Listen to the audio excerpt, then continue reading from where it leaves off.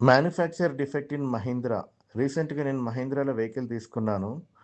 So, నా personal experience ఏమైందంటే, నేను వెహికల్ డెలివరీ తీసుకొని ఇంటికి వెళ్ళే దారిలో సో, హార్డ్‌గా సౌండొచ్చింది. థర్డ్ గేర్ ఎయగానే.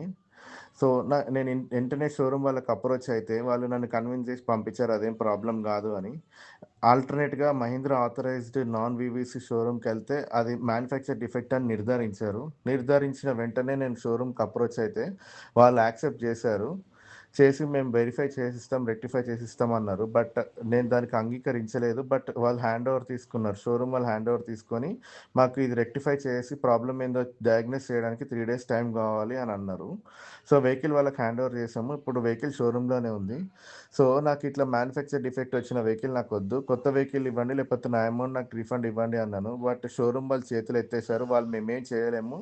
సో, నీ బ్యాడ్ లక్ అది. నీకు మ్యానుఫ్యాక్చర్ డిఫెక్ట్ ఉన్న వెహికల్ నీకొచ్చింది. అది నీ బ్యాడ్ లక్. సో, ఇంక నువ్వు దాన్ని అనుభవించాల్సిందే. బట్ మేమేం చేయలేమని జెప్పి చేతులెత్తేసిన మహీంద్రా అండ్ వీవీసీ. మీరు మహీంద్రా వెహికల్ కొనుక్కోవాలంటే ఒక మెకానిక్‌ని తీసుకెళ్ళి, దాన్ని పరిశీలించిన తర్వాత కొనుక్కోండి. కొత్త వెహికల్ తీసుకున్నాం గదా! సో, ఇది కొత్త వెహికల్ గదా! ఇంకా వాళ్ళు పీడీఐ టెస్ట్ చేస్తారు. మనమేం పరిశీలించాల్సిన అవసరం లేదని అనుకోకండి. ఇది మహీంద్రా. ఇది వేరే బ్రాండ్ గాదు. మహీంద్రా. సో, మీరు పరిశీలించి తీసుకోండి. బ్రాండ్‌ని నమ్మి తీసుకోకండి. Thank you.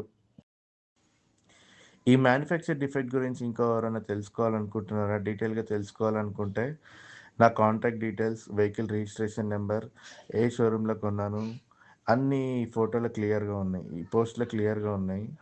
ప్లీజ్ చూడండి.